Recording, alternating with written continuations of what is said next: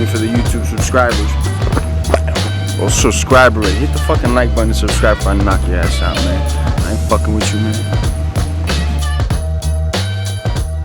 UFC Vegas 72 Song versus Samoa. We lost a few fights on this card. There's 11 fights only. Not the greatest card, guys. We got a great card coming up, pay-per-view next week, though.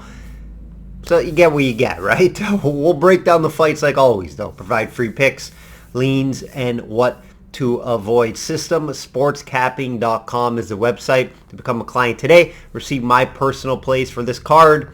NHL, NBA playoffs right now, and PGA are my focuses. System Capping, guys, on all social media. Give me a follow on social media. Twitter, Instagram, TikTok.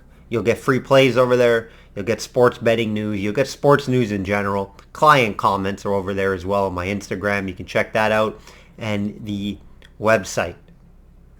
Like this video, guys. Like the video. It helps me out a lot. Get back in this algorithm. This algorithm is tricky to find out. You know, one week you get 3,000 views. 1 week you get 1,000. 1 week you get 100. 1 week you get 200. 1 week it's just all over the place. So just trying to get into that. And I know it's through engagement, likes, and comments. Let's do a Vegas 71 quick recap, just the main event. We had a 101 card for me personally.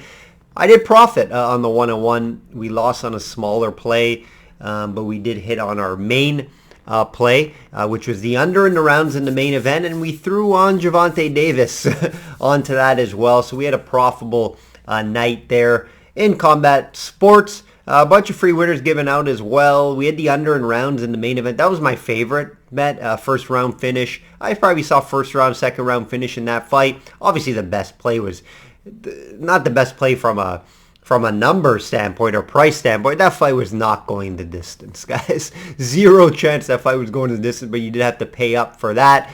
And, you know, hats off to Pavlich. The value was there. I said if you're going to bet the fight, bet on Pavlich due to the price. I stayed away. You know, I can't back Blades at that price, especially as a favorite. And just you don't know how he's going to fight. And like I mentioned, he's probably going to fight stupid, and that's what happened. He fought stupid. Didn't fight a game plan. His game plan should have been wrestle, wrestle, wrestle. He didn't try to ride. He tried once. He didn't get the takedown, but he needed to chain wrestle and try to continue that and not try to fight Pavlich's fight. Pavlich's fight is stand and bang, and Pavlich has the power to hurt you, and that's what happened. So, you know, Blade's just not a smart fighter. Not a fighter that could ever win a title. Had multiple chances to make a title shot, but now Pavlich stole it from him, right? Other guys have stole it from him in the past. So, you know, Pavlich will get the winner of Jones and Stipe. Excited for that. The Russian fighter is really making a lot of noise in the heavyweight division. Weekly update, UFC weekly update, 67% this season for clients. Long term, just under 60 units. And longer term, 65% best bets, 6 years. I don't have a lot of best bets, maybe a few a year. It's very limited in the best bet market due to the amount I'm telling you to bet. And also, it's a best bet for a reason. People that throw best bets every week, it's not really a best bet, right? I'm on a 7-0 best bet run, and that's over a year volume. Way over a year, closer to 2 years. I don't do a lot of best bets. A lot more in the future market because you have a longer span, right? You have a whole season compared to just one fight or one game. So best bets, when I throw them out there, you guys should be attacking them, that's for sure. NHL, 3-0 last week after vacation. On the NHL in the return, but we had a tough Monday. We went 0-2 on Monday here, but long term is what matters here. 66% in the NHL the last 2 seasons, 91-49, guys. PGA off the last 2 weeks in the PGA after the Masters, big Masters. We've been running hot in the PGA. 6 out of 7 profitable events, 7 straight majors, 5 outrights this year.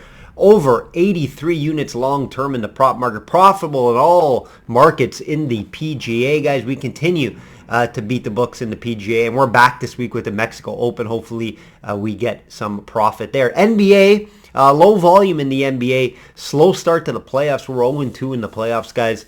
A couple upsets we've been getting caught by. But long-term, 61-37, around 64% mark last 2 seasons. I'm happy with that. NBA is not a main focus of mine. However, I look for spots, look for system bets, and that's when we attack them. Denver screwed me a few nights ago. They lost in OT. That game screwed me there. NFL reminder. Over 60 units the last 2 seasons. Draft day today, guys. Draft day today. Very exciting time. I do have a few small unit plays pending on the draft. So hopefully you guys check that out. For clients, you already were sent those. It's small units. It's for fun, right? I'm not telling you to break the bank. No big plays. All small units. No 1 unit plays. No full unit plays. All small ones just for fun. A couple long shots too. Plus 700, plus 800 pending. So just more for fun to make the draft even more exciting. Let's hear from my friend Meredith before we get into this card. Guys, Meredith Gorman here, and are you still not subscribed to Matt's channel? Well, if you're not, hit the subscribe button because he's giving out free picks each and every week. Hope you have a good rest of your day.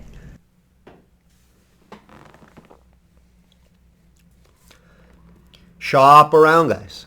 Shop around, have multiple books, get the best price, especially in MMA. NHL, NBA, spreads are usually the same in NBA, right? Money line, somewhat differ from book to book, but it's the UFC fights, UFC markets that I see from time and time again, that the values are different, prices are different, props are different. Some book you can get this prop, some book you can't. I just suggest have multiple books. It helps you a lot. It helps you profit more in the long term. Song plus 105 versus Simone minus 125. A surprising main event here, but Simone, I get it. He's on a quiet 5-fight win streak with a few big wins over guys like Jack Shore in his last fight, a Sun Tzu, a lot of his prime, and just some lower level guys. Simone, has he been impressive? Has he been beating impressive big names? In my opinion, no. Jack Shore, big name, no. But, a good prospect coming up. A lot of people were high on him. I didn't expect him to beat Shore, in my opinion, when I saw that fight. Didn't back the fight, but I didn't think Simone would win that fight. Song has been fighting, the much better guys, in my opinion. Obviously, the Corey Sandhagen fight last time out. He looked good early in that fight, but the TKO later and the doctor stoppage due to the cut, he lost the fight due to that cut. So he held his own there. He looked okay in that fight, but he was getting pieced up later in that fight. Before he had some nice wins, right? 3 years ago, he did beat Cheeto Vera in a close fight. Julio Arce he beat as well. Casey Kenny, Moraes. A lot better names than Ricky Simone is beating, in my opinion here. We know the story here, right? Simone, he wants to wrestle. Right? One of the better wrestlers in the UFC, not just its division. Over 4 takedowns per fight. He likes to chain wrestle at times, but one thing he has done, he has improved his striking, Ricky Simone, and he has shown that in his last fight. He was willing to stand and bang, and maybe Jack Shore wasn't expecting that, really. Song, we know, better striker. Song's going to be the better striker. He does have some decent takedown defense as well. Song doesn't just get ragdolled in the wrestling department, and we've seen Corey Sandhagen attempt that. We've seen him attempt that, and he had 14 attempts with only 1 takedown. That's 7%, guys. And actually, Song had the better takedown numbers in that fight. He was 2 for 2 in takedowns. So Song can wrestle. Remember, he fights out of Alpha Male. They do wrestle over there. They do train to wrestle. And I do think Simone obviously is going to get him down at some point, but I expect Song to get back up. I expect Song to try to keep this fight on the feet, and if he does keep it on the feet, I expect Song to have some value here at plus 105. So if I were to bet this fight, it would be on the Song side at plus 105, just due to the experience with the bigger names. I do think he could avoid multiple takedowns and being held down, and I do think Song could be able to get up if he does get in those compromised positions. So this hasn't made my client card of yet. It is a close fight. It is a close fight. Remember, Simone was highly rated coming into this fight, into the UFC, and he was a prospect coming into this. It's just he did seem chinny at times, and Song does have that power to maybe hurt Simone throughout this fight. Song does have the striking advantage and the power advantage. I give Simone the wrestling advantage here, so it's going to be a close fight. Right, I do think it's going to be a close fight, but if I had to bet this fight, I would have to take the plus money with Song, the bounce back after fighting a tough guy like Corey Sandhagen. Corey Sandhagen, I do think he's one of the best guys in this division. So, no embarrassment there losing that fight. And like I mentioned, he was in that fight early.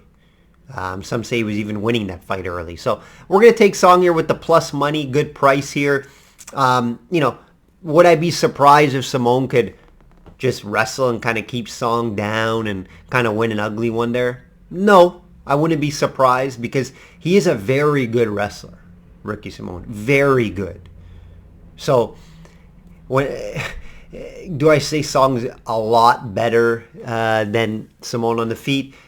I wouldn't say a lot better, but he's better. And Simone, obviously, the better wrestler. So it goes hand in hand here. You're picking your poison, right? But I got to play the plus money with Song. Like I mentioned, the better striker, the more power. I love Alpha Male where he trains. And I do think he could get this fight done and avoid back-to-back losses. Also a fight I can see going a few rounds. I can see going over the 2.5 rounds if you have that option there on your books. Co-main event. Borriello minus 370 versus Oleg. I'm not going to try to pronounce that last name. From Poland, Oleg. Big line here for a guy with not a ton of fights, but does have a few nice wins in the UFC right at 3-0. Petrosian, very nice win. Petrosian was a nice win. Tough guy to fight. And his last fight over Meredov, he was able to outwork him.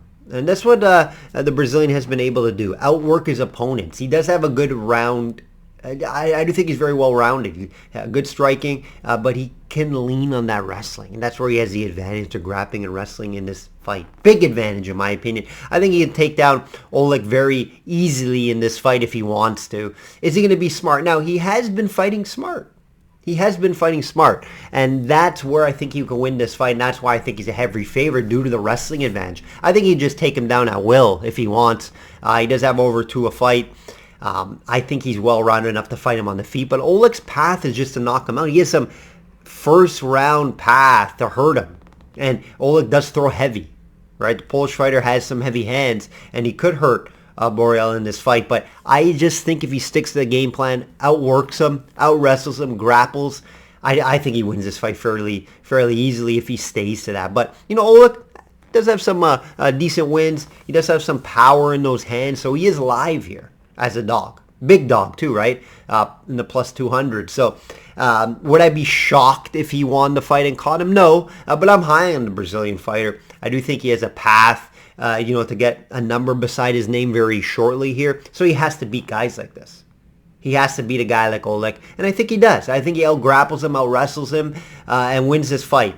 Minus 370, very difficult to bet, and it is a little difficult to bet an outcome in this fight. I would have to lean the finish, so if you can get plus money on the finish, but I also wouldn't be surprised if Oleg just lasts the 3 rounds, and the Brazilian fighter just outworks him, out-grapples, out-wrestles him, and doesn't get a finish.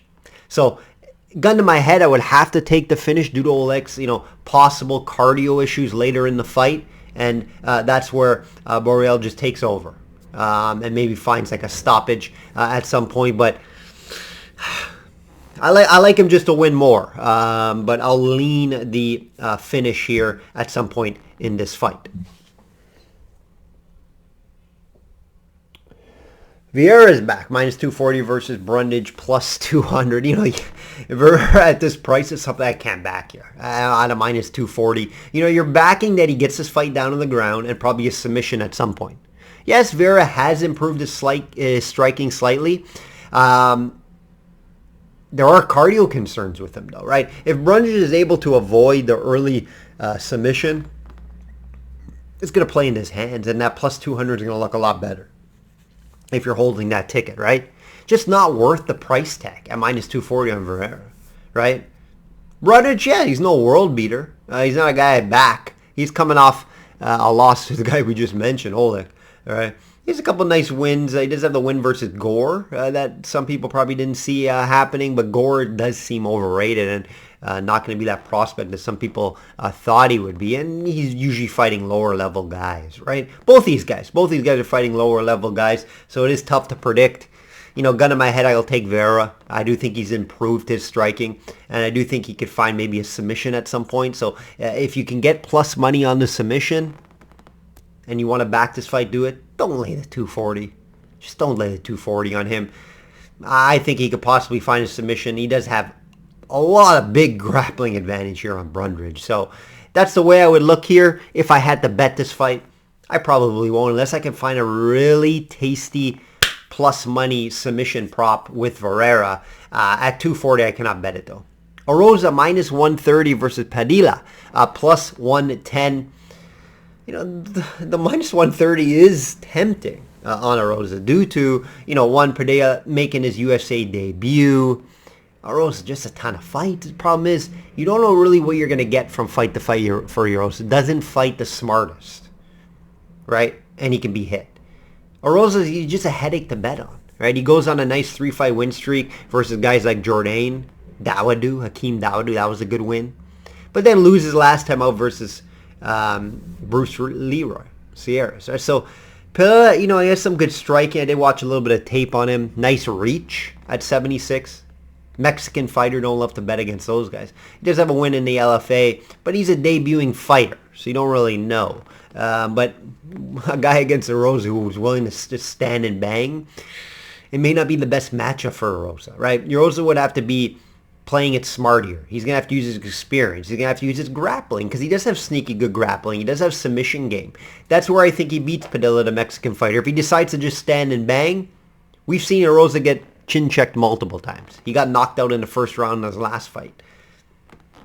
Could be a trap line here, right? You look at this fight on paper, Oroza, veteran. Oh, Padilla's making his USA debut. Not a big prospect, right? He has 4 losses.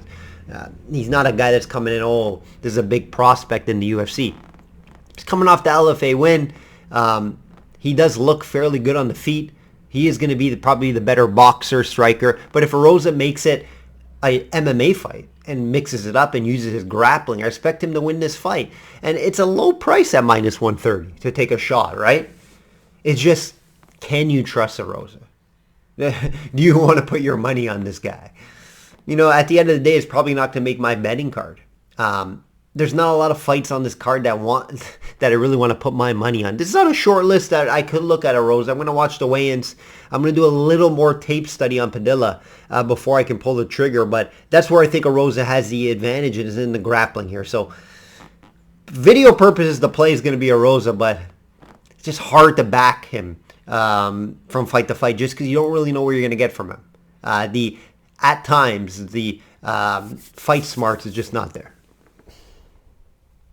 Last fight I'm going to go over here, guys. De Lima minus 180 versus Acosta plus 155. It's a mid-tier heavyweight fight. Is sometimes you don't want to be involved in it. It's an ugly one, but I'll quickly go over it here. And Acosta, he's still undefeated, but it's just very low-level guys he's beating in Vandera and Sherman. This is probably his biggest test yet. It's not a big test, but it's a bigger test than Vandera and Sherman. He didn't look great in those fights, let's be honest, right?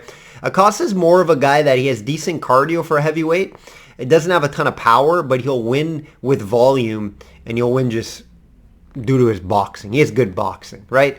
That's where he had the advantage here. I do think he has an advantage on the feet, but De Lima will have the wrestling advantages. Can he wrestle for 3 rounds? If Acosta can make this a second or third round fight, I think Acosta wins his fight, and there's value there at plus 155.